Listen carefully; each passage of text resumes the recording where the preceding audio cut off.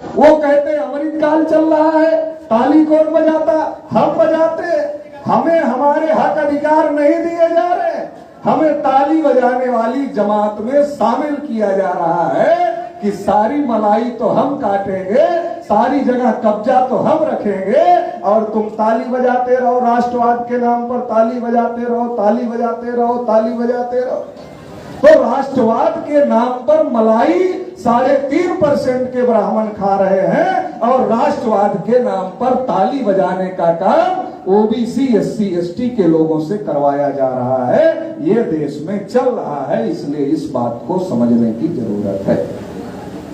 आजादी के 75 साल हो गए, आप बताओ देश में शेड्यूल कास्ट की वजह से पीट दिया जा रहा, कहीं घोड़ी पर चढ़ने की वजह से हत्या हो रही, कहीं घड़ा मटका छूटने की वजह से, पानी पीने की वजह से हत्या हो रही।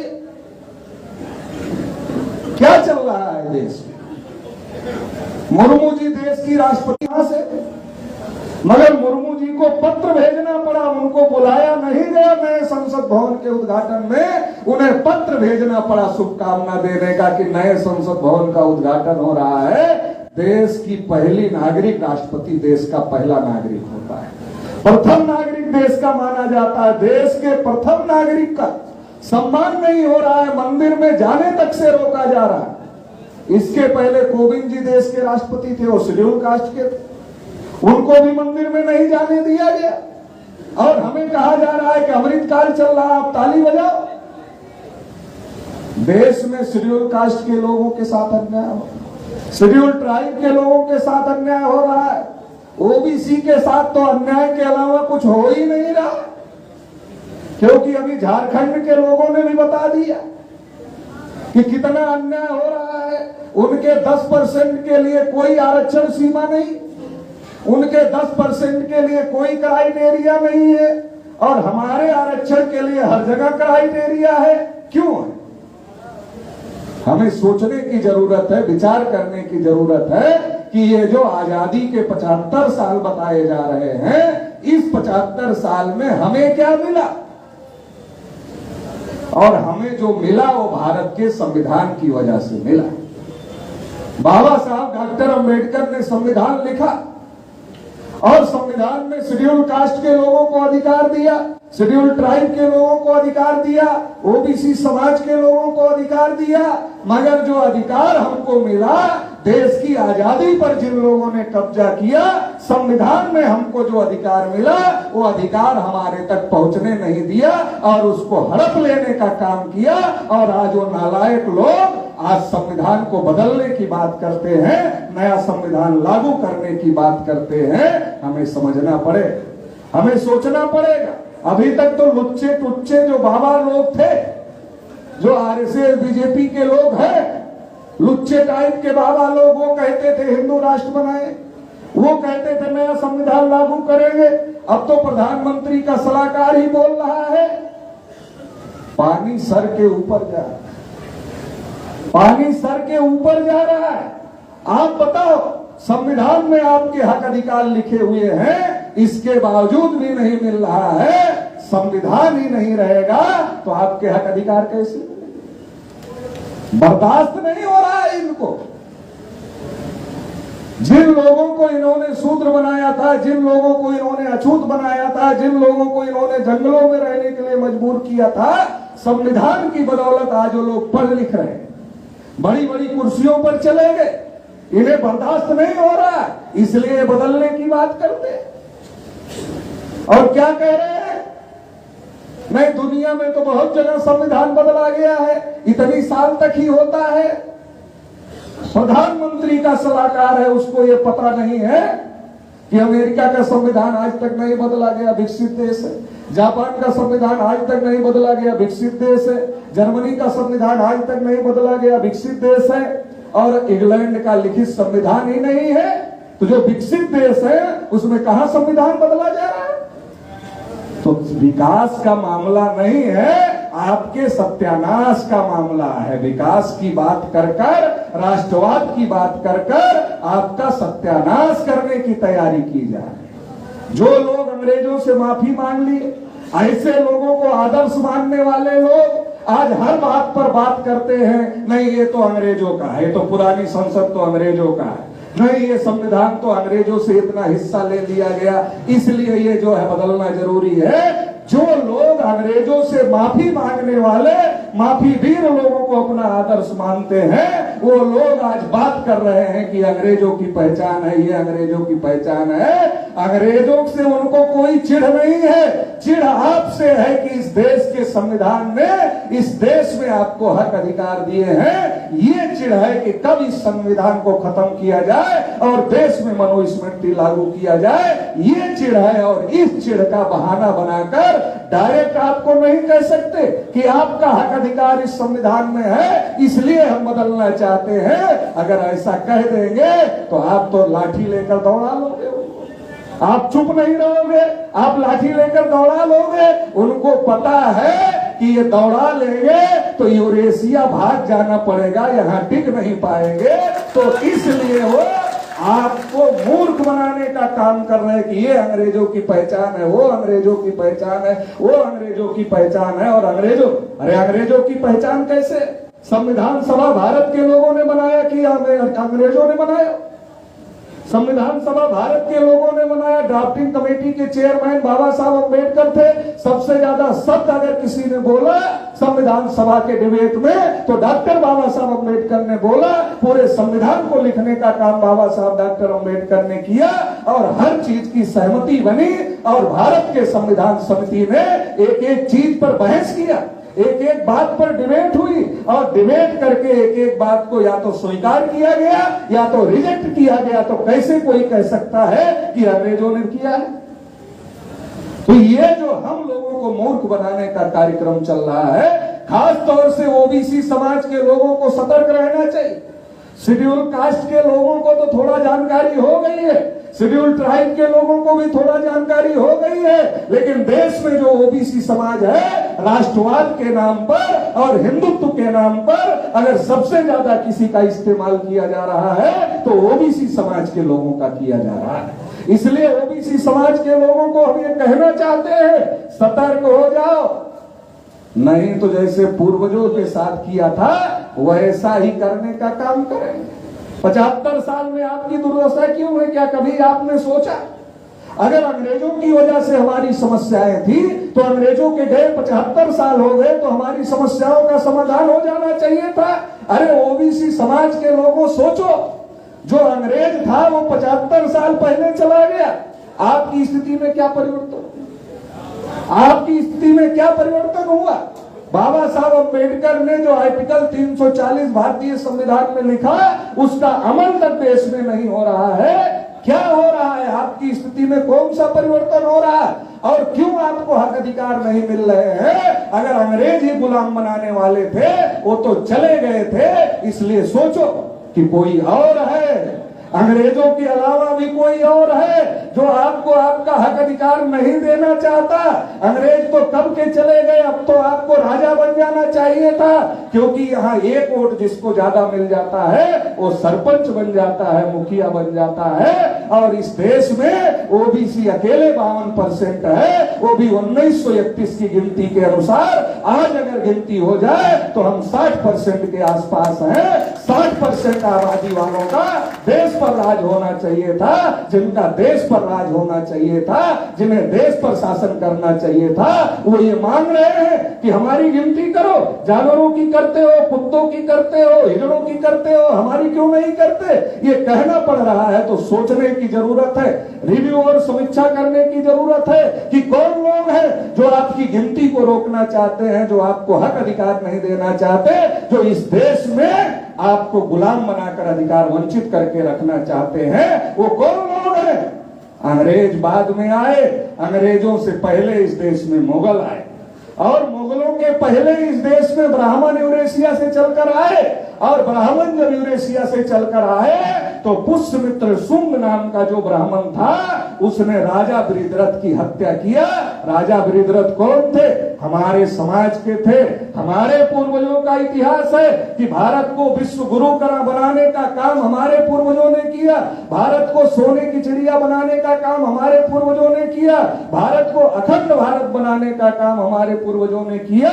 लेकिन पुष्यमित्र शुंग ने हमारे पूर्वज राजा वृद्धरथ की जब हत्या किया तो हत्या करने के बाद इस देश में वर्ण व्यवस्था बनाया, इस देश में जाति व्यवस्था बनाया, किसी को शूद्र बनाया, किसी को अछूत बनाया और किसी को जंगलों में रहने के लिए मजबूर किया। आज हम ओबीसी एससी एसटी के लोग अलग अलग दिखते हैं, लेकिन हमारा पिछला इतिहास अलग अलग नहीं है। हमारा पिछला इतिहास एक ही है। जितना नजदीक देखोगे उतना बटे रहोगे और जितना पहले का देखोगे उतना एकता बनेगी, उतना एक हो जाओगे। तो ये किसने विभाजन किया? ये विभाजन करने का काम ब्राह्मणों ने किया जो यूरेशिया से आए थे। ओबीसी के लोगों को शूद्र बनाया। आज की तारीख में जो शेड्यूल कास्ट है उनको अछूत बनाया, उनका हुक्का पानी बंद कर दिया, गांव के दक्षिण दिशा में ज्यादातर बसाया क्योंकि दक्षिण से हवा कम चलती है और उनको सारे अधिकारों से वंचित करने का काम किया। ओबीसी को शूद्र बनाया। बहुत सारे ओबीसी को लगता है नहीं हमें नहीं बनाया, लेकिन शूद्रों का क्या काम था? सेवा करने का काम था। सेवा कौन करता था? सेवा हम ही लोग करते थे। सेवा ओबीसी की एक एक जाति है जो दूध पालता था, दूध पैदा करता था, वो मुफ्त में दूध देने का काम करता था। जो सब्जी पैदा करता था, सब्जी देता था। जो फूल पैदा करता था, फूल देता था। जो पानी भरने का काम करता था, पानी भरता था। जो दाढ़ी बाल बनाता था, वो दाढ़ी बाल मुफ्त में बनाने का काम करता था। जो मिट्टी का बर्तन बनाता था, वो मिट्टी का बर्तन बनाकर सेवा करने का काम करता था। जो अनाज पैदा करता था, अनाज मुफ्त में देने का काम करता था। शूद्र बनाने का काम किया ओबीसी के लोगों को। और पढ़ने लिखने के अधिकार से, धन संपत्ति रखने के अधिकार से, बोलने सुनने के अधिकार से, कुर्सी पर बैठने तक के अधिकार से, सभी प्रकार के अधिकारों पर रोक लगाने का काम किया। तब देश में ना तो अंग्रेज थे, तब देश में ना तो मुगल थे। अंग्रेजों और मुगलों के पहले ब्राह्मण यूरेशिया से आए और उन्होंने हमारे लोगों को हजारों टुकड़ों में बांटा। इतने में भी इनका दिल नहीं भरा। ब्राह्मण क्षत्रिय वैश्य शूद्र बनाकर भी दिल नहीं भरा, तो इन्होंने 6000 से ज्यादा टुकड़े कर दिए क्योंकि इनको लगा कि ये शूद्रों की संख्या बहुत ज्यादा है। आज भी ओबीसी 52% है। इनको लगा कि शूद्रों की संख्या बहुत ज्यादा है, अगर ये एकजुट हो गए, ये इकट्ठा आ गए तो ये हमको चैन से बैठने नहीं देंगे क्योंकि इनके पूर्वजों की हत्या हमने किया है, इनसे राजपाट हमने छीना है, तो ये हमें कैसे राजपाट करने देंगे। तो इसलिए 6000 जातियों के टुकड़ों में हमको विभाजित करने का काम किया। हर जाति का अलग नाम दिया, हर जाति का अलग काम दिया, हर जाति की अलग पहचान दिया। आज हमारे अलग अलग जाति के लोग जब स्टेज पर भाषण करने के लिए आते हैं, कहते हैं हमारा कुम्हार समाज है, हमारा नाई समाज है, हमारा चंद्रवंशी समाज है, हमारा कुशवाहा समाज है। अरे ये समाज थोड़े ही है, ये समाज को तोड़ने के लिए उन्होंने जातियां बनाई।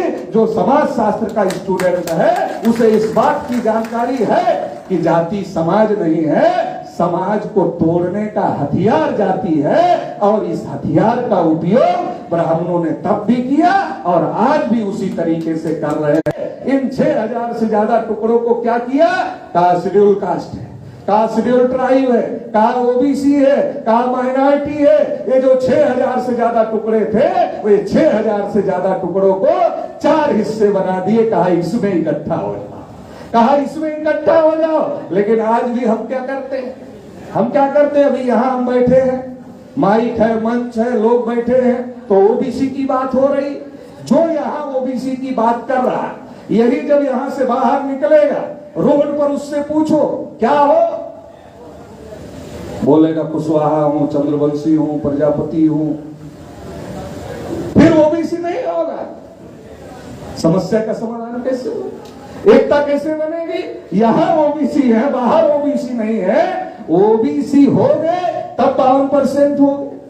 और ओबीसी एससी एसटी माइनॉरिटी अगर इकट्ठा हो जाए तो ये 85 से 90% हो जाएंगे।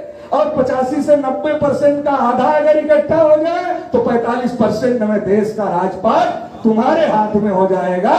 तुम्हें किसी के आगे हाथ फैलाने की जरूरत नहीं है, खुद ही अपनी समस्याओं का समाधान कर सकते हैं। मगर इसके लिए जाति पाति से ऊपर उठना पड़ेगा। ये जाति पाति की व्यवस्था, ये ब्राह्मणों की व्यवस्था है। और अंग्रेजों और मुगलों से पहले ब्राह्मणों ने इस देश में इस व्यवस्था को बनाने का काम किया। अंग्रेजों मुगलों ने इसको नहीं बनाया, इसको ब्राह्मणों ने बनाया। और 15 अगस्त 1947 को जब अंग्रेज चले गए, वही ब्राह्मण देश के हुक्मरान। ब्राह्मणों को लगा बड़ा खतरा पैदा हो गया, क्योंकि इंग्लैंड में एडल्ट फ्रेंचाइज का आंदोलन चल रहा था, वैश्य मताधिकार का आंदोलन चल रहा था। तो सारे ब्राह्मणों को क्या लग रहा था, इंग्लैंड में अगर एडल्ट फ्रेंचाइज लागू होगा तो भारत में भी एडल्ट फ्रेंचाइज लागू होगा। मुगल जब देश में आए, यहाँ के लोगों को हिंदू कहा और इनके ऊपर कर लगा दिया। जो इतिहास के स्टूडेंट है उन्हें पता होगा जजिया कर लगाया था। और जब इनके ऊपर जजिया कर लगा दिया तो दिल्ली में सुल्तान का महल ब्राह्मणों ने घेर लिया और कहा यही हिंदू हैं, हम हिंदू नहीं। कहा ये हारे हुए हैं, ये नीच है, ये कायर है, ये काले हैं, यही हिंदू है जो यहाँ के हैं। अरे तुम जैसे विदेशी हो वैसे हम भी विदेशी हैं, हम यहाँ के नहीं हैं, इसलिए हम हिंदू नहीं हैं। हिंदू यहाँ के लोग हैं, जैसे तुम बाहर से आए हो वैसे हम भी बाहर से आए हैं। और जजिया कर देने से ब्राह्मणों ने इनकार कर दिया। इतिहास जाकर पढ़ लेना कि जजिया कर ब्राह्मणों ने नहीं दिया।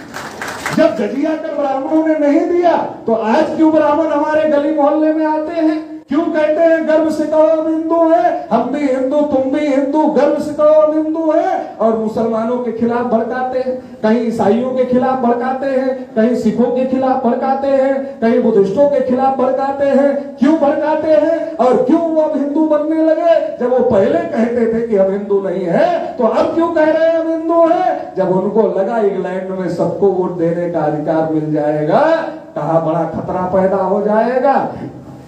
अगर हम अपने को हिंदू नहीं मानेंगे तो इनका वोट कैसे लेंगे, इनके बीच में कैसे घुसेंगे? तो हिंदू महासभा बना लिया और हिंदू महासभा बनाकर हमारे घर में घुसने लगे कि तुम भी आदिवासी भाई, तुम भी हिंदू, हम भी हिंदू। अरे तुमने हमें जंगलों में रहने के लिए मजबूर किया और तुम्हारा धर्म हमारा धर्म एक कैसे हो सकता है? ओबीसी के घर में घुसे, कहा भाई तुम भी हिंदू, हम भी हिंदू। अरे तुमने हमें शूद्र बनाया, पढ़ने लिखने के अधिकार से, धन संपत्ति रखने के अधिकार से, बोलने सुनने के अधिकार से, कुर्सी पर बैठने तक के अधिकार से वंचित किया। तुम्हारा धर्म और हमारा धर्म एक कैसे हो सकता है? शेड्यूल कास्ट के घर में घुसे, कहा भाई तुम भी हिंदू, हम भी हिंदू।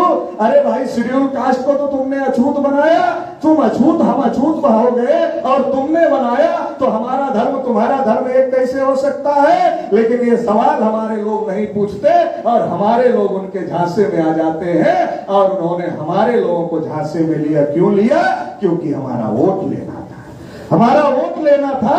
क्योंकि उनको पता चल गया कि इनके वोट के बगैर अब हम सरकार नहीं बना सकते, राजपाट नहीं कर सकते, इसलिए वो हिंदू बनने लगे और आज तक हिंदू बने हुए हैं। नहीं तो दयानंद सरस्वती ने सत्याग्रह प्रकाश में लिखा कि हिंदू शब्द मुगलों के द्वारा दी गई गाली है, इसे हम स्वीकार नहीं करते हैं। आज वही लोग हिंदू को सर पे उठाकर घूम रहे हैं, ऐसे नहीं घूम रहे हैं, अपने फायदे के लिए घूम रहे हैं। ओबीसी की जनगणना क्यों नहीं हो रही? ओबीसी की जनगणना इसीलिए नहीं हो रही है, जिस दिन जनगणना हो गई उस दिन ओबीसी ओबीसी हो जाएगा, हिंदू नहीं रहेगा, ओबीसी हो जाएगा। और जिस दिन ओबीसी ओबीसी हो गया, इस देश में ब्राह्मणों का राज स्थापित नहीं हो सकता है। ये बात पता है। सबसे पहले ओबीसी की जनगणना जवाहरलाल नेहरू ने रोका। जवाहरलाल नेहरू ने क्यों रोका? मैं तो बहुत दिन तक सोचता रहा कि नेहरू ने जनगणना क्यों रोका। नेहरू से हमारी कौन दुश्मनी थी? हम तो पिछड़े वर्ग के लोग नेहरू को हमेशा नेता मानते थे, समाजवादी सेकुलर नेता मानते थे, तो हमारी नेहरू की क्या दुश्मनी थी जो हमारी गिनती रोक दिया? सोचते सोचते सोचते सोचते एक दिन समझ में आया। क्या समझ में आया? कि कांग्रेस महासमिति में जब चुनाव हो रहा था, उस चुनाव में ये बात तय हो गई थी कि इस बार जो कांग्रेस का अध्यक्ष बनेगा वो देश का पहला प्रधानमंत्री बनेगा। नेहरू जी और सरदार वल्लभ भाई पटेल जी चुनाव लड़ रहे थे। जितने राज्यों की कमेटियों ने उस चुनाव में वोट डाला, उसमें से एक ने भी नेहरू का नाम प्रस्ताव नहीं किया। नेहरू के समर्थन में एक भी कमेटी ने वोट नहीं डाला। सारे के सारे ने सरदार वल्लभ भाई पटेल के समर्थन में वोट डाला। गांधी जी को बहुत टेंशन हो गई और गांधी जी ने नेहरू जी को पूछा कि नेहरू, तुम्हारे समर्थन में तो किसी ने वोट नहीं किया, क्या करना है? नेहरू जी चुप हो गए और गांधी जी सब समझ गए, क्योंकि गांधी जी मौन व्रत को अच्छी तरीके से जानते थे। मौन का हथियार नेहरू जी ने गांधी जी से ही सीखा था। जब गांधी जी कभी बुरी तरीके फंस जाते थे तो ये कागज पर स्लेट पर लिखते थे, आज मैं मौन व्रत हूं, और कोई आता था तो स्लेट आगे कर देते थे कि आज बोलूंगा नहीं, मौन व्रत हूं। तो नेहरू जी भी मौन हो गए, कुछ नहीं बोले, और गांधी जी सब समझ गए। जेबी कृपलानी जो अधिवेशन का संचालन कर रहे थे, गांधी जी ने जेबी कृपलानी को कहा, पटेल को चिट लिख कर दे दो कि अपना नाम वापस ले लो। जैसे यहाँ कोई ज्यादा देर तक बोले तो कुशवाहा जी चिट्ठी भेज देंगे कि कम करो, ऐसे ही पटेल जी को चिट्ठी दे दिया कि अपना नाम वापस ले लो। पटेल जी ने चिट्ठी देखा, जेबी कृपलानी ने भेजा, पटेल जी ने सोचा होगा, जेबी कृपलानी ने दिया, मैं वापस ले लूंगा, लोगों को पता नहीं चलेगा कि इसके पीछे गांधी जी।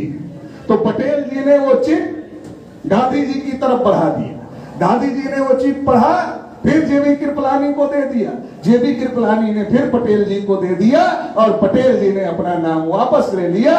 और नाम वापस ले लिया तो नेहरू देश के पहले प्रधानमंत्री बन गए। लेकिन नेहरू जी के दिमाग पर इस घटना ने बहुत जोरदार असर किया।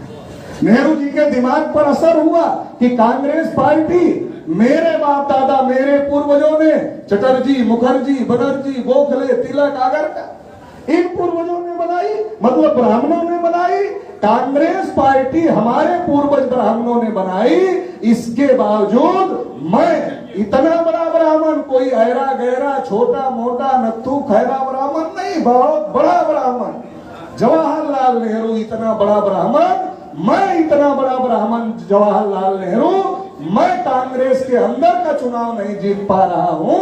जब मैं कांग्रेस के अंदर का चुनाव नहीं जीत पा रहा हूं, कल देश में आम चुनाव हो, मैं इतना बड़ा ब्राह्मण, मेरे पूर्वजों ने कांग्रेस पार्टी बनाई, कांग्रेस पार्टी के अंदर का चुनाव मैं पंडित जवाहरलाल नेहरू नहीं जीत पा रहा।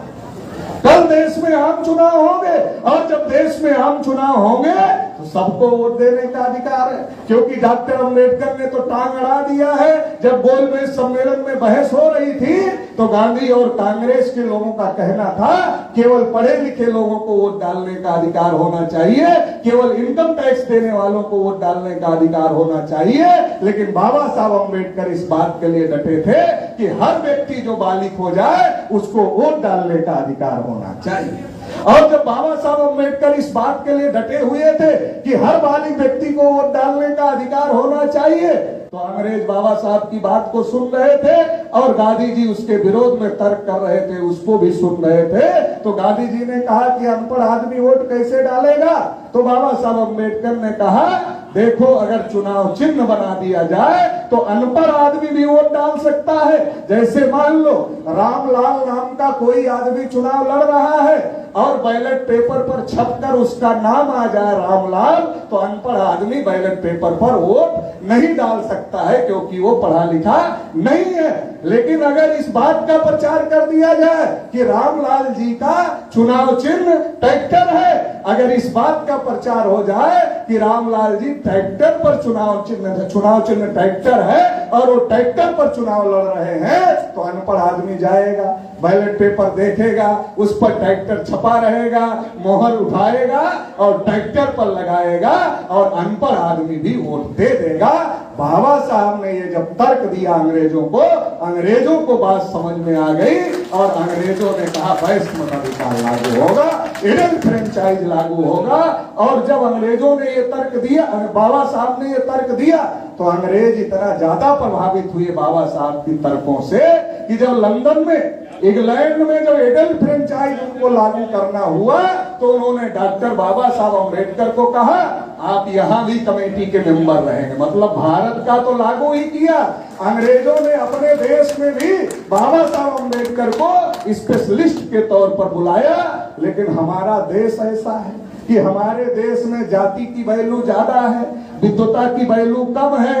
ये हमारे देश में सबसे बड़ी दिक्कत का मामला है। बाबा साहब जैसे विद्वान आदमी को बहुत सारे लोग इसलिए नहीं पढ़ते, इसलिए नहीं मानते कि उन्हें लगता है कि वो हमारी जाति बिरादरी के नहीं है। यहाँ तो जन्मदिन भी महापुरुष की जाति देखकर मनाया जाता है, स्मृति दिन भी महापुरुष की जाति देखकर मनाया जाता है। ऐसा ये देश है। लेकिन मैं आपको ये कहना चाहता हूं कि नेहरू जी को लगा कि अम्बेडकर ने तो टांग अड़ा दिया है, सबको वोट डालने का अधिकार हो गया है। बहुत सारे ओबीसी के लोगों को, अभी ओबीसी इस कार्यक्रम में आए, पंडित जी लोगों को पता चला होगा, तो पंडित जी लोग बाद में मिलेंगे और बाद में मिलेंगे तो पूछेंगे अरे वहां चले गए थे, वहां तो अम्बेडकर की बात हो रही थी, अम्बेडकर ने तुम्हारे लिए क्या किया। तो सबसे पहले तो मैं यही कहना चाहता हूं, आज तो तुम्हारे बीडीसी से लेकर सरपंच से लेकर मुखिया से लेकर जिला पंचायत के मेंबर से लेकर और विधायक, एमपी, एमएलए और मुख्यमंत्री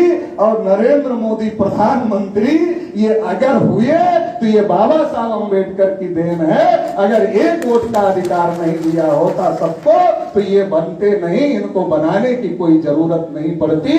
ये तो इसीलिए बन और बनाए जा रहे हैं कि सबको वोट का अधिकार है और हमारी संख्या ज्यादा है। तो नेहरू जी ने सोचा कि अगर हर 10 साल में गिनती होगी, अंग्रेज 1931 तक गिनती करते थे, तो नेहरू जी को लगा कि अगर हम भी गिनती करेंगे तो क्या होगा, डाटा आएगा, आंकड़ा आएगा। क्या आंकड़ा आएगा, ओबीसी 52%, ब्राह्मण 3.5%। क्या डाटा आएगा, ओबीसी 52%, ब्राह्मण 3.5%। अब ओबीसी कैसे है, जैसे हाथी है, हाथी के आगे आंख होती है, आंख से पीछे नहीं दिखता उसकी शरीर, ऐसे ओबीसी के आगे आंख है, पीछे उसका बड़ा शरीर है। अब शरीर ओबीसी को दिखता ही नहीं है, वो दूसरे को तो देख सकता है, अपनी शरीर नहीं देख सकता है। जैसे हाथी अपनी शरीर नहीं देख सकता है, जब हाथी अपनी शरीर नहीं देख सकता है, एक दुबला पतला टिलटिला आदमी उसके ऊपर बैठ जाता है और उसको नियंत्रित करके चलाता है।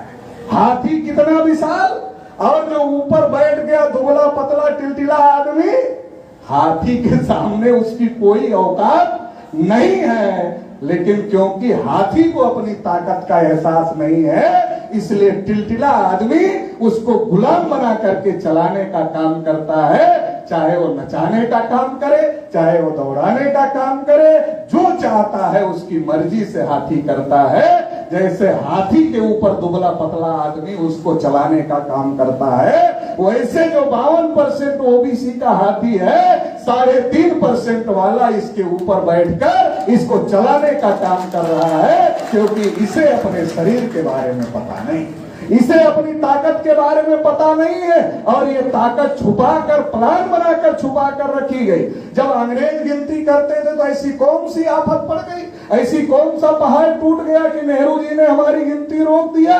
तो वो समझ रहे थे हाथी को, हाथी अगर समझ में आ गया तो लोकतंत्र में खतरा बढ़ जाएगा। डाटा आएगा कि ब्राह्मण 3.5%, ओबीसी 52%। एक बार में ओबीसी के दिमाग की बत्ती नहीं जलेगी, 2 बार में ओबीसी की दिमाग की बत्ती नहीं जलेगी। लेकिन जब हर बार डाटा आएगा कि ओबीसी 52%, ब्राह्मण 3.5%, तो ओबीसी का आदमी सोचेगा, तीसरी बार उसके दिमाग की बत्ती जरूर जल जाएगी और वो सोचेगा अरे ये 3.5 है, हम 52 हैं, इसको भी एक ही वोट डालने का अधिकार है, हमको भी एक ही वोट डालने का अधिकार है, तो हम इसके पीछे क्यों चलेंगे। ये हमारे पीछे आना चाहता है तो आए, नहीं आना चाहता भाड़ में जाए, हम इसके पीछे चलने वाले नहीं है। और इस देश में ओबीसी देश का शासक हो जाएगा, ऐसा नेहरू जी को लगता था। और इसलिए नेहरू जी ने हमारी गिनती रोक दिया, और नेहरू जी ने हमारी गिनती 1951 में रोका, फिर 1961 में उन्होंने रोक दिया। केवल गिनती ही नहीं रोका, आर्टिकल 340 बाबा साहब अम्बेडकर ने संविधान में लिखा कि ओबीसी के लिए सरकार आयोग बनाए और आयोग की सिफारिशों को लागू करे, ओबीसी को भी हक अधिकार मिलना चाहिए। नेहरू जी ने आर्टिकल 340 लागू नहीं किया। बाबा साहब को बहुत दुख हुआ, बहुत गुस्सा आया, और जब बाबा साहब को गुस्सा आया तो बाबा साहब ने अपने कानून मंत्री पद से इस्तीफा दिया। उस इस्तीफे में एक बड़ा कारण यह था कि नेहरू ओबीसी के लिए आयोग नहीं बना रहे हैं, लेकिन ये बात ओबीसी तक पहुंचने नहीं दी गई। तब भी पत्रकारों को रोका गया, ये खबर मत छापो। आर्यल चंदापुरी बिहार के नेता थे। आर्यल चंदापुरी चूंकि बैकवर्ड क्लास का संगठन चलाते थे, उनकी नजर थी, तो उन्होंने देखा, उनको पता चला कि डॉक्टर अंबेडकर ने जो इस्तीफा दिया है उसमें ओबीसी का मामला है। वो बाबा साहब अंबेडकर के पास गए और कहा, पटना आओ, हम आपकी रैली कराएंगे। और जब चंदापुरी जी बाबा साहब की रैली कराना चाह रहे थे तो नेहरू जी पत्थर फेंकवाने का काम रैली पर कर रहे थे। हमें जानने की जरूरत है बाबा साहब ने क्या किया, और दूसरे लोग जिनको हम अपना मसीहा मानते हैं, अपना नेता मानते हैं, उन्होंने क्या किया। जब हम जानेंगे तो सही लड़ाई लड़ सकते हैं, सही फैसले ले सकते हैं। और दबाव में आकर कालेलकर कमीशन तो नेहरू जी ने बनाया, लेकिन उसको लागू करने का काम नहीं किया, रद्दी की टोकरी में डालने का काम किया। हमारी गिनती रोकी, हमारा आयोग नहीं बनाया, और बनाया तो रद्दी की टोकरी में डाला, लेकिन हमको पता ही नहीं, हम तो केवल नेता ही मान रहे हैं। और इसके अलावा और जिसने हमारे लिए किया, जिसने हमारे लिए इस्तीफा दिया, उसके बारे में भी पता नहीं, उसे नेता मानना चाहिए, उसे मसीहा मानना चाहिए। तो जब जानकारी ही नहीं है तो मानेंगे कैसे। तो पंडित जी लोग कह देते अंबेडकर ने तुम्हारे लिए क्या किया, और हमारा आदमी ये सोचते हुए चला जाता है कि अंबेडकर ने शेड्यूल कास्ट के लिए किया, हमारे लिए तो कुछ नहीं किया। इसलिए समझने की जरूरत है कि ज्योतिबा फूले, छत्रपति साहू महाराज, बाबा साहब अंबेडकर, पेरियार रामास्वामी नायकर, आर्यल चंदापुरी, ऐसे तमाम लोग जो थे वो एक साथ मिलकर सबके हक अधिकार की लड़ाई लड़ने का काम कर रहे थे, मगर उस इतिहास को दबा दिया गया। तो 1951 में नेहरू जी ने गिनती रोकी, फिर 1961 में नेहरू जी ही देश के प्रधानमंत्री थे, उन्होंने फिर गिनती रोकी। 1971 में जब गिनती का समय आया तो इंदिरा जी देश की प्रधानमंत्री थी, और इंदिरा जी नेहरू जी की सगी बेटी थी, तो इसलिए इंदिरा जी ने भी हमारी गिनती होने नहीं दिया। 1981 में फिर इंदिरा जी देश की प्रधानमंत्री थी, फिर गिनती नहीं होने दिया। 1991 में नरसिम्हा राव देश के प्रधानमंत्री थे, और नरसिम्हा राव देश के प्रधानमंत्री थे वो दक्षिण भारत के ब्राह्मण थे, नेहरू जी उत्तर भारत के ब्राह्मण थे। नेहरू जी को जो बात समझ में आती थी कि अगर गिनती हो गई तो जवाहरलाल नेहरू पहला और आखिरी ब्राह्मण प्रधानमंत्री देश का हो जाएगा, इसके बाद कोई दूसरा ब्राह्मण देश का प्रधानमंत्री नहीं बनेगा। ये बात दक्षिण भारत के ब्राह्मण नरसिम्हा राव को भी समझ में आती थी, और उन्होंने भी ओबीसी की गिनती नहीं होने दिया। फिर 10 साल बाद मौका आया 2001 में, तो 2001 में कौन देश का प्रधानमंत्री था? अटल बिहारी वाजपेयी जी देश के प्रधानमंत्री थे। अपने कुछ लोग कहते हैं कि भाजपा में सब लोग खराब हैं, केवल अटल जी बढ़िया नेता थे, और श्रद्धेय अटल जी भी कहते हैं।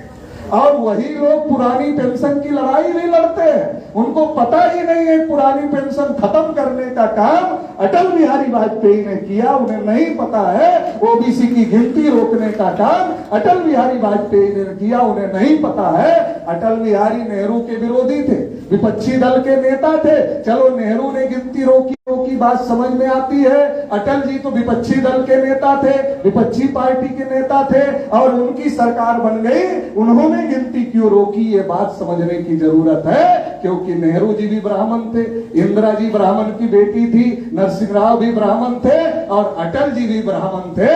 जो बात कांग्रेस में मेश्राम साहब ने भारत मुक्ति मोर्चा के माध्यम से 51,000 प्रोग्राम पूरे भारत में लगाए, क्या लिखा जानवरों की गिनती होती है मगर ओबीसी की गिनती नहीं होती।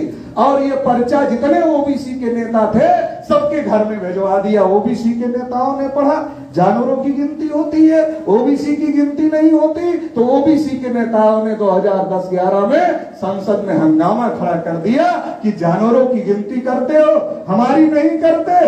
हंगामा खड़ा हो गया तो मनमोहन सिंह देश के प्रधानमंत्री थे, और मनमोहन सिंह जी सामने आए और कहा हम गिनती करें। हम लोगों को लगा मनमोहन सिंह जी सरदार हैं, सिख हैं, तो इस बार गिनती हो जाएगी। कोई ब्राह्मण फैसला करने वाला नहीं है, इस बार एक सरदार फैसला करने वाला है, न्याय हो जाएगा। पार्लियामेंट में मनमोहन सिंह ने कह दिया गिनती करेंगे, लेकिन आरएसएस, कांग्रेस, बीजेपी के लोगों ने गुप्त मीटिंग किया और प्लान तैयार किया। अगर ये गिनती हो जाएगी तो नेहरू जी ने रोका, इंदिरा जी ने रोका, नरसिंह राव ने रोका, अटल जी ने रोका, तुम्हारे पूर्वजों ने रोका, हमारे पूर्वजों ने रोका, तुम्हारे पूर्वज भी विद्वान थे, हमारी पार्टी के पूर्वज भी विद्वान थे, सारे विद्वान ब्राह्मणों ने मिलकर रोका, तो अभी हम लोग कर लेंगे तो फिर हमारे साथ ही गलत होगा। तो उन लोगों ने क्या किया, मनमोहन सिंह को अधिकार ही नहीं दिया फैसला लेने का। प्रधानमंत्री मनमोहन सिंह जी थे, फैसला लेने का अधिकार उनके पास होना चाहिए था, मगर मनमोहन सिंह को अधिकार नहीं दिया फैसला लेने का।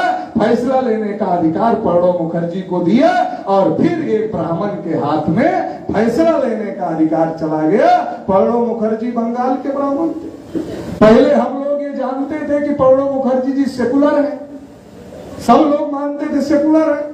जब राष्ट्रपति पद से रिटायर हुए तो आरएसएस की शाखा में चले गए, तब लोगों ने कहा अरे हम लोग तो ऊपर ऊपर देख रहे थे, अंदर देख नहीं पाए थे, अंदर से संघी थे, ऊपर से सेकुलर थे। तब लोगों को समझ में आया।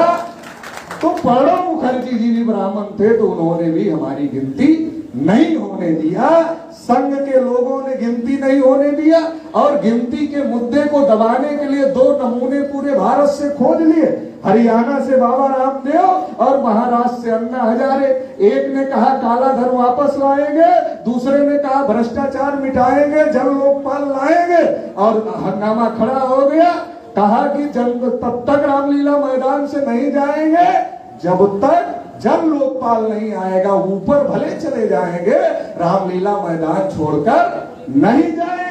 हम लोगों को पता चल गया कि ये लोग गिनती का मुद्दा दबाना चाहते हैं, तो हम लोगों ने क्या किया, दिल्ली में रामलीला मैदान पे 1 सितंबर 2011 को रैली रखा। हम ओबीसी को लोगों को कह रहे थे चलो दिल्ली तुम्हारी गिनती का मामला है, तो ओबीसी के लोगों का जो दिमाग है वो टीवी देख देख कर बनता है। अब टीवी पर अन्ना हजारे दिखाए जाने लगे, ओबीसी की गिनती का मुद्दा गायब हो गया। अब ओबीसी का दिमाग तो उतना ही चलता है जितना टीवी दिखाती है। अब टीवी दिखा रही अन्ना हजारे, हम कह रहे हैं जाति जनगणना, तो ओबीसी को लगा यार पटेल जी की बात अभी मानने की जरूरत नहीं है, अभी भ्रष्टाचार खत्म करने की जरूरत है। तो टीवी अखबार वालों की बात ओबीसी के लोगों ने माना।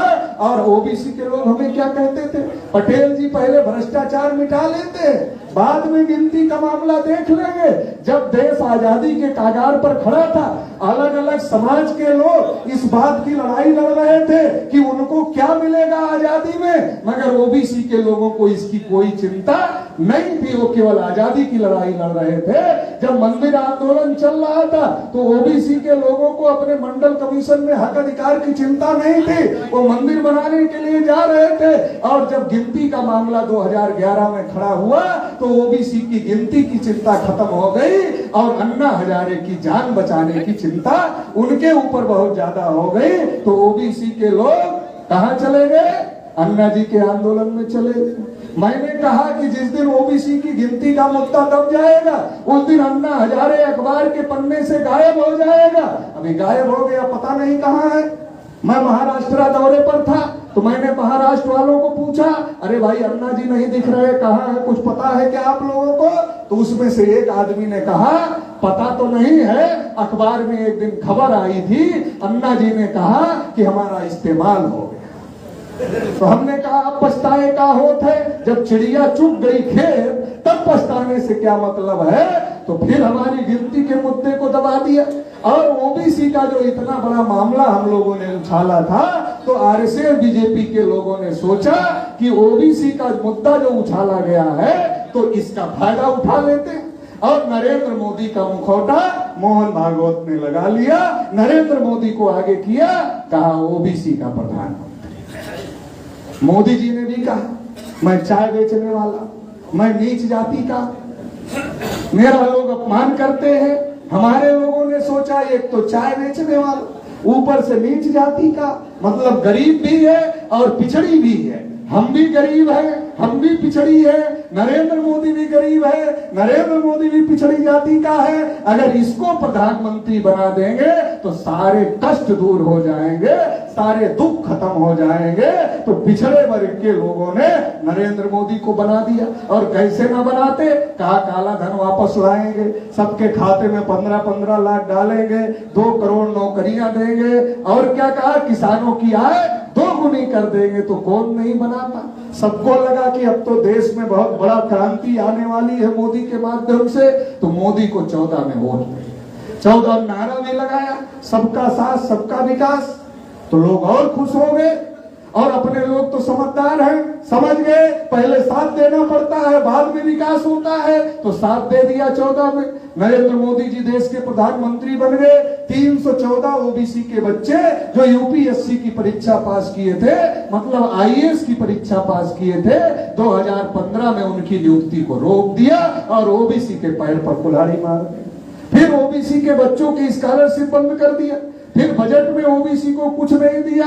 अब नारा ही चल रहा है, सबका साथ सबका विकास, सबका साथ सबका विकास, और एक एक चीज बेची जा रही। नारा चल रहा है सबका साथ सबका विकास, और रोज एक चीज बेची जा रही, रोज बेची जा रही, रोज बेची जा रही, रोज बेची जा रही। तो हमने कहा कि नारा बदल गया है देशवासियों, थोड़ा सावधान हो जाना। अभी वो सबका साथ सबका विकास, सबका प्रयास और पता नहीं क्या क्या जोड़ रहे हैं, लेकिन आप लोग सावधान हो जाना। अब सबका साथ सबका विकास नहीं रह गया, सबका साथ अडानी अंबानी का विकास, बाकी सबका सत्यानाश, ये नारा हो गया है। थोड़ा सावधान हो जाना। तो सावधान करना बहुत ज्यादा जरूरी है, और ओबीसी के लोगों को सबसे ज्यादा सावधान होना जरूरी है। आप मूर्ख से मूर्ख आदमी खोज लो और उसको कहो कि अपने पैर पर कुल्हाड़ी मारो, मारेगा, बोलेगा ठीक है आप हमको मूर्ख समझते हो तो हम मूर्ख है मान लेते हैं, लेकिन इतने मूर्ख नहीं है कि अपना पैर अपने हाथ से काटेंगे। अरे मूर्ख से मूर्ख आदमी अपने पैर पर कुल्हाड़ी नहीं मारता है। मोदी जी मूर्ख थोड़ी, मोदी जी मूर्ख है, मोदी जी मूर्ख नहीं है, और आप उनको मूर्ख कह भी नहीं सकते। देश के प्रधानमंत्री हैं, देश के प्रधानमंत्री को आप मूर्ख कैसे कह सकते हो? अगर मूर्ख से मूर्ख आदमी अपने पैर को अपने हाथ से नहीं काट सकता, तो मोदी जी अगर ओबीसी अपने को कहते हैं तो ओबीसी के पैर पर कुल्हाड़ी क्यों चल रही? सुप्रीम कोर्ट में क्यों लिख करके दे दिया कि ओबीसी की गिनती नहीं करेंगे? इसका मतलब यह है मोदी जी मुख नहीं है, मुखौटा है। मोदी जी कुल्हाड़ी चलाने वाला हाथ नहीं है, मगर कुल्हाड़ी में लगने वाली लकड़ी जरूर है। मोदी जी हाथ से कुल्हाड़ी नहीं चला रहे, मगर कुल्हाड़ी में जो लकड़ी लगती है उस लकड़ी का काम कर रहे हैं। लकड़ी नरेंद्र मोदी है, चलाने वाला हाथ मोहन भागवत है, और ओबीसी के हक अधिकार काटे जा रहे हैं। इसको जितना जल्दी हम लोग समझ जाए उतना अच्छा हो जाएगा। अभी विकास विकास की बात हो रही है, गिनती के बगैर विकास कैसे होगा? अरे भाई डाटा आना चाहिए ना कि ओबीसी में कितने लोग कक्षा 8 पास बेरोजगार हैं, कितने लोग इंटर पास बेरोजगार हैं, कितने लोग बीए पास बेरोजगार हैं, कितने लोग बीएससी पास बेरोजगार हैं, कितने लोग पीएचडी किए हुए बेरोजगार हैं। ऐसे डाटा आएगा तो सरकार उनके विकास की योजना बना सकती है। कितने ओबीसी के लोग कच्चे मकान में रहते हैं, कितने ओबीसी के लोग पक्के मकान में रहते हैं, कितने ओबीसी के पास मकान ही नहीं है, कितने ओबीसी के पास साइकिल है, कितने ओबीसी के पास मोटरसाइकिल है, कितने ओबीसी के पास कार है, कितने ओबीसी के पास कुछ नहीं है, कितने ओबीसी सरकारी नौकरी में है, कितने प्राइवेट नौकरी में है, कितने अपना बिजनेस करते हैं, और कितने के पास कुछ भी नहीं है, कितने के पास इतनी जमीन है वो अपना जीवन यापन कर सकते हैं, कितने के पास इतनी कम जमीन है कि उससे उनका जीवन यापन नहीं हो सकता है, और कितने के पास जमीन ही नहीं है। ये सारा डाटा आएगा तब सरकार हमारे विकास की योजना बना सकती है, फिर उस पर बजट दे सकती है, और फिर उस बजट का इस्तेमाल करके विकास हो सकता है। आपके ग्राम पंचायत में अगर बजट ना हो तो ग्राम पंचायत का विकास होगा क्या? आपके नगर पंचायत में नगर पंचायत के अध्यक्ष के पास अगर बजट ना हो तो नगर पंचायत का विकास होगा क्या? तो जब नगर पंचायत का विकास बगैर बजट के नहीं हो सकता, ग्राम पंचायत का विकास बगैर बजट के नहीं हो सकता, तो ओबीसी का विकास कैसे बिना बजट के हो रहा है? ओबीसी का विकास भी बिना बजट के नहीं हो सकता, लेकिन हो रहा है। कैसे हो रहा है? वो विकास का नारा लगाते हैं और हम मान लेते हैं कि हमारा विकास हो गया। जैसे मान लो आपको पीला करना है तो आपको पीला करने के लिए हल्दी लगानी पड़ेगी, लेकिन हमारे लोग इतने जानकार हैं, इतने समझदार हैं, इनको पीला करने के लिए हल्दी नहीं लगाना पड़ता। इनको दूर से दिखाओ ये हल्दी है तो हल्दी देखकर ही पीले पड़ जाते हैं। जब हल्दी देखकर पीले पड़ जाते हैं तो हल्दी लगाने की क्या जरूरत है? जब विकास का नारा सुनकर ही वोट दे देते हो तो विकास करने की क्या जरूरत है? ये देश में चल रहा है और ये जो सारा देश में चल रहा है इससे सतर्क रहने की जरूरत है। अगर इनसे पूछो चलो ओबीसी के लिए 10 काम अच्छा किया बता दो, एससी के लिए 10 काम अच्छा किया बता दो, एसटी के लिए 10 काम अच्छा किया बता दो, एसटी के लिए 10 काम अच्छा किया बता दो, माइनॉरिटी के लिए 10 काम अच्छा किया बता दो। ये नहीं बता सकते।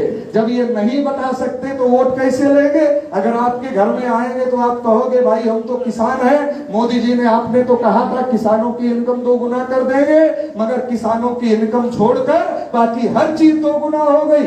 क्या क्या 2 गुना हो गई? खाद की कीमत 2 गुना हो गई, पेस्टिसाइड की कीमत 2 गुना हो गई, डीजल की कीमत 2 गुना हो गई, पेट्रोल की कीमत 2 गुना हो गई, गैस सिलेंडर की कीमत 2 गुना हो गई। किसानों की इनकम छोड़कर बाकी हर चीज 2 गुना हो गया। तो आप कहोगे मोदी जी वोट कैसे दें आपको? आपने तो कहा था काला धन वापस लाएंगे, लाया नहीं तो वोट कैसे दें आपको? आपने तो कहा था 2 करोड़ नौकरियां देंगे, दिया नहीं तो वोट कैसे दें आपको? तो मोदी जी जानते हैं कि अगर ये सब मुद्दे उठ गए तो वोट नहीं मिलेगा। आप कहोगे हमारी गिनती आपने नहीं किया, हमको संख्या के अनुपात में हिस्सा नहीं दे रहे, वोट कैसे दे आपको? तो कहा ये सब मुद्दा ही ना उठे इसके लिए टीवी वालों को काम पर लगा दिए। जिसके पास घर नहीं है पक्का और घास फूस की झोपड़ी है, उसकी झोपड़ी में अंटीना निकला हुआ है। निकला हुआ है कि नहीं निकला हुआ? ये अंटीना ही दिमाग खराब कर रहा है। सारा दिमाग खराब करने की जड़ ये टीवी का अंटीना है। ये हर घर में घुस गया। अब ये हर घर में घुस गया तो क्या करता है? शेड्यूल कास्ट को शेड्यूल ट्राइब से कैसे लड़ाना है उसकी बहस होगी, ओबीसी को एससी से कैसे लड़ाना इसकी बहस होगी, ओबीसी को एसटी से कैसे लड़ाना इस पर बहस होगी, ओबीसी एससी एसटी को मुसलमान से कैसे लड़ाया जाए इसके लिए उस पर दिखाया जाए।